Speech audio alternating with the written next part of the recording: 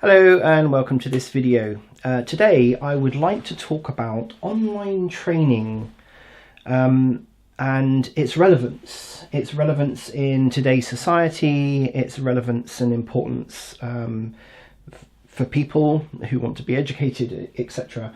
And I thought, sort of for a bit of fun, I would go through the why, how, who and when, with also a couple of other things that I'd like to talk on here. I've been quite a big fan of online training. I train myself all the time. A little bit of history behind my thought processes about things is very simply, when I was at college, I observed a couple of things. Okay, there were people like me who, without blowing my trumpet too loudly, but I was always in the top 5 all the way through education, formal education. I found it easy to learn stuff and so wasn't challenged. I felt like I wasn't really being challenged. Even when I was at college, I just was able to absorb. And I found the same thing with this sort of small group that we were called the geeks, because there was a small group of us that were basically, the brains of our particular level, and I found it frustrating because I wasn't really learning enough. Okay, formal education didn't really provide enough for me. There were the majority of people who go to formal education and such like, and will achieve whatever it is that they want to achieve, and they will go through the processes and such like. And then you've got a whole load of people that don't like education whatsoever because it doesn't really suit them.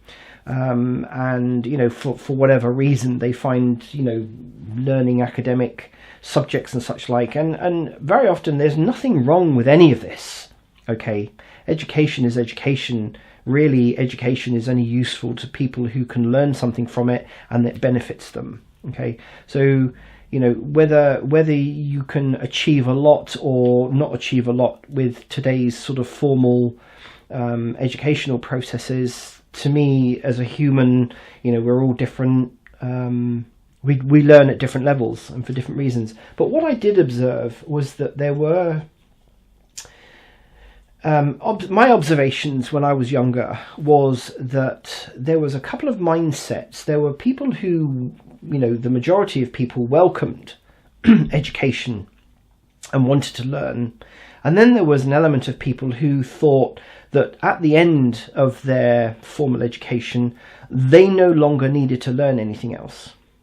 Okay. Now, I thought that was really quite strange, because that wasn't really my mindset, and that wasn't an awful lot of the mindset of people that I observed, that wanted to be high achievers. Okay, so people who felt that the formal education that they'd got from when they were young and going through college and university, etc., that was a level of education that they really needed. What they needed to do then was to go out and experience the world and learn and keep learning. And that was my mindset, was that this was just a very small part of my future life. That I wanted to learn everything. I wanted to learn as much as I could about all the subjects that I was interested in. And this was the same mindset, if you like, for that little tiny group that I was in, the top 5% throughout the whole college. And so I found that quite interesting. I found it really, really interesting. I thought, wow, and I still find it even today, okay, with people that I come across even now, people have a mindset where they think they no longer need to learn anything. They don't want any education. They don't feel like they need to learn anything. And that, I believe, limiting belief is quite crippling throughout a person's life. And I'm not going to go into the details of that kind of psychology, but I found that interesting. I found it very, very interesting, and a very interesting observation. Anyway, getting back to this, online training. We've had online training or distance training around for decades and decades. I mean, it's been around. typically, I mean, people recognise the Open University, for instance. I mean, that was the one that I was actually quite interested in, and I've done quite a few little courses and such like, doing online. Why do we do online training? Well, because online training usually comes from academics that want to share information about a certain subject, and you can very often go into much more depth about things when you're online. I mean, certainly you can read academic books, and you can get a lot of information from books, which is fine. But at the end of the day, this information is going into your brain, and you don't necessarily know what you're being measured against. Okay. And that's actually quite an important thing, because as humans, we can, I can read this book and get certain things out of it.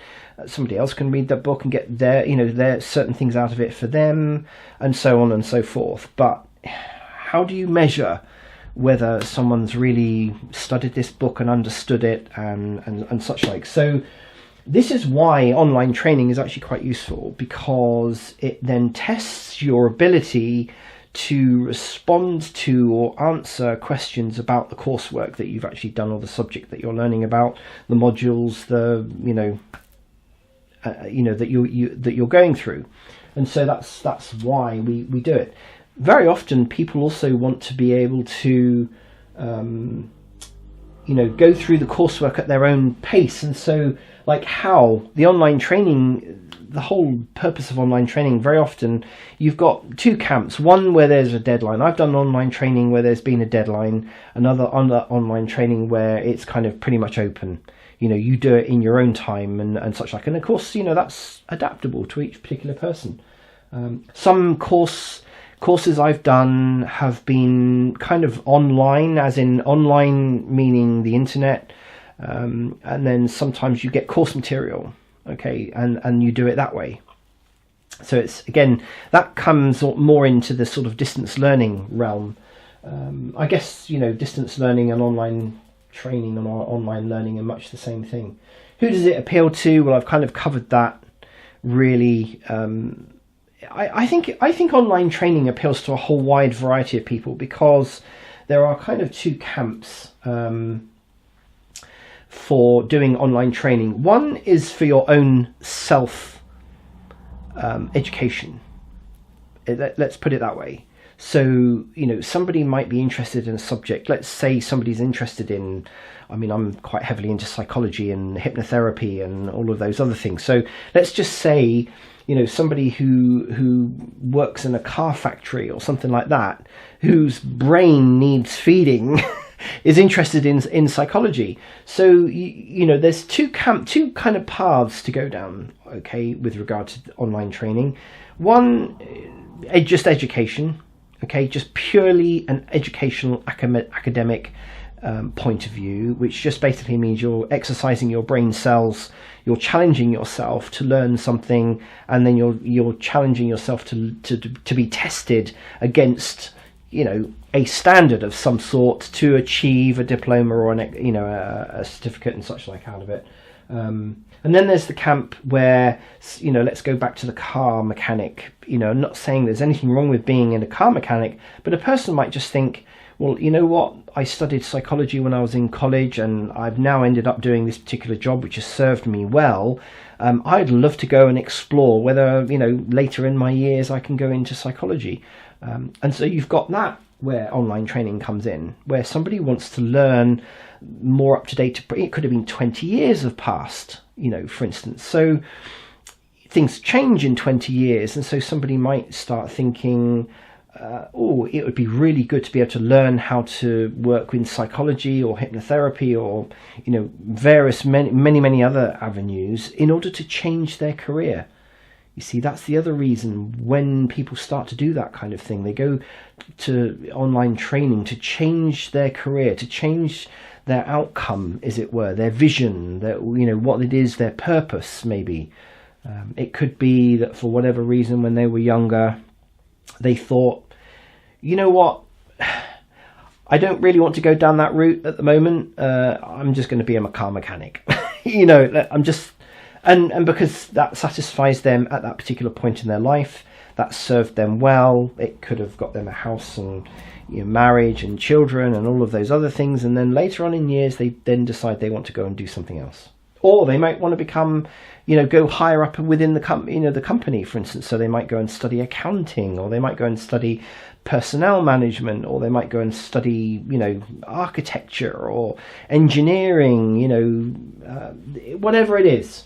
So the when is actually quite important to a lot of people when they begin to realize that they want to change something, they want to do something with their life. This is a big one, and I see this a lot on forums. Oh, well, that's not as good as going to college. That's a typical thing that I've come across so many times when and there's kind of pluses and minuses towards it, okay? And it kind of relates to the practical versus theory point down here. Is it relevant? Of course it's relevant, because you're learning. If you're doing your learning, okay, and there's something else I want to mention. If you are going through your course and you're doing your training and such, like blah blah blah, and you're going to go through your exam, you know, you come up and you're going to do your assessments and such like, and very often these online training courses will do assessments over a period of time, which is a big plus. I wish they would do this in college instead of this whole thing where you've got to sit an exam at the end of the course, and there's so much pressure to try and remember everything that you've learned in a book system or in your classes and such like. I was absolutely against that when I was at college, and so was the group that I was in, which was also quite interesting. We didn't like the fact that you had to go out through, you kind of spent years of your life learning and attending, lectures and such like, and learning things, and then at the end of it you were tested. When I'm useless at doing exams. I hate exams, always have done. And so to me, to go through a whole year, let's say, of learning where, yes, I was learning and I had to go back over things sometimes to relearn them, and then to come to the end of that, the amount of pressure on me, my brain just goes blank. And I again, feedback from other people is that they do the same thing. And so this is where, online training can come into its own, because people can learn at their own pace. They can take the assessments at their own pace. And very often, all the courses that I've done, it's been, the assessments are done over a period of time. And so then all of that kind of adds up to your final, your final assessment, your final result. So yes, I think it is relevant. However somebody wants to do training, of course it's relevant. It's relevant to you as a person for your own personal development. If you don't want to go into a profession doing something, there is nothing wrong with that at all. And I see feedback from other people on various different forums where they're just really, really interested in doing all these courses that they're really interested in. And they might end up with a whole pile of certificates at the end of it, which they will do nothing about, but they feel like they've accomplished something and they've learned something. And of course, from a psychological level, people who learn anything can apply those skills that they've learnt, even if it is in online training. They've learnt those things that they can apply to other parts of their life, communication skills, management skills and such like. So yes, it is relevant. I think online training is relevant. It has its place, very much so. Practical versus theory. Again, I've touched on this with people who I find have this mindset where they think that online training isn't as good as training in a college and such like. There are pluses and minuses, I think, either way about that. I like classroom environments. I work well. I don't work so good in really big classroom environments, for instance. So, excuse me, when working in a small group of, say, up to 10 people, I feel quite comfortable and I feel like I'm learning something. But put me in a classroom with 50, 60 people on a training course, I feel like I don't really get an awful lot out of it. I get a lot less out of it. Let's say one-to-one training, which I've paid for myself before many times. Yes, it's expensive, but you get that intensity of the focus on what you're learning. So there are pluses and minuses. I think as long as people recognize the fact that there is a place for online training, there is a place for practical, physical training as well, and theory. I mean, you could say that reading a manual or going through a course very much is theory. Well, we have to learn the theory even in physical classrooms as well anyway. So yeah, the key thing, I think, to the practicality and the benefit to online training is there's kind of two it goes two ways as far as I can make out, or as far as I can see with a lot of training. You're either using it for your own self-education, which is absolutely fine, your own benefit, your own life path and such like, or you're going to use it in order to create a business, to offer services to people, to be of benefit to others, or to enhance your own training level, your own education, as it were. So there's kind of two camps. Let's go this way. So it kind of forks off, really. Now, obviously, if you're only doing it for your own benefit, that's fine. If you're doing it, let's just say we're doing it for others. I think it's a little bit dangerous when people do online courses, call themselves something when they have no practical experience in it. And that's where I think where the danger comes in. And all I would say is, by all means, do the online training and go down that route, but then just really make sure that you then become a practitioner of what it is. So it's acting on what it is you've learnt. Okay.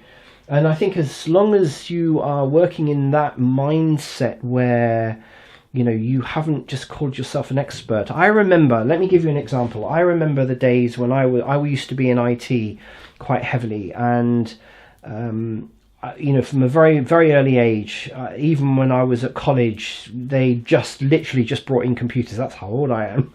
But they just brought in the PC, let's say PC. They had a computer system, which was a mainframe system, which is a different ball game altogether. But let's call it PCs, okay? So we're talking about the single units that sit on a desk. And I thought they were absolutely fascinating, and that's kind of what got me into IT. Now, that happened on my last year. So I found that kind of frustrating, really, that they brought in this technology on my last semester. So I was determined. I got a job in computers with a company called Atari and got into computer systems, and I found somebody who was into mainframes but was also curious about small computer technology, personal computers as they were called, and so, I got into that, and I just wanted to learn. I took these things apart and learned how they worked, and got into the nitty gritty of it all, and became actually very, very technical. I went on as many courses. I went on dozens of courses to do with computer technology, and such like. And one interesting thing, and this is just me, but I never called myself an expert. Even it took me 20 years, okay, in the industry, the IT hardcore industry, to actually start calling myself some kind of expert, even though I had certificates from Cisco and Microsoft and Novell and all these other, people. I still never really called myself an expert in anything. And then it wasn't until quite a few years after that I then had the label IT consultant. But I really resisted that because I just felt like I didn't really know enough. But at the same time, I used to know people who got 1 or 2 certificates in something, and then all of a sudden they were calling themselves an IT consultant. And they were earning vast amounts of money. And I used to think, how can you do that? How can you have no experience? You've just been on a you know, a 2-week course or a month course or whatever, you have no practical experience whatsoever, and yet you've got a certificate that says you've just passed this, you know, exam, and now you're calling yourself an IT consultant. But that's just my way of thinking. Maybe that was a limiting belief on my part. You know, I had a very successful career in IT. You know, that was just the way I worked. But I do think that online training, because you do online training and you get a certificate at the end of it, and if you get a high mark, you know, whatever, you get a pass or a distinction. I just think personally, I think don't start thinking that you're an expert in that field just because you've got a certificate to say that you've passed the course. You know, if you're going to go down this route of being on your own, then that's fine. You know, you're not really affecting other people. Use what you've learned throughout your life. But if you're going to start doing something that's affecting other people, I think it's very, very important that you get practical use of your thing and of, you know, of your qualification. You could also go down the route. Now, again, this is only how I work, but I have gone down the route of doing this 2 ways. I either already had the practical experience and went through the course and got my certificate, and then many years later went back to do an online training course in the same subject in order to get the latest accreditation. Okay, that's one way of doing it, and that's also a really good thing, you know, a reason why online education is actually really, really good.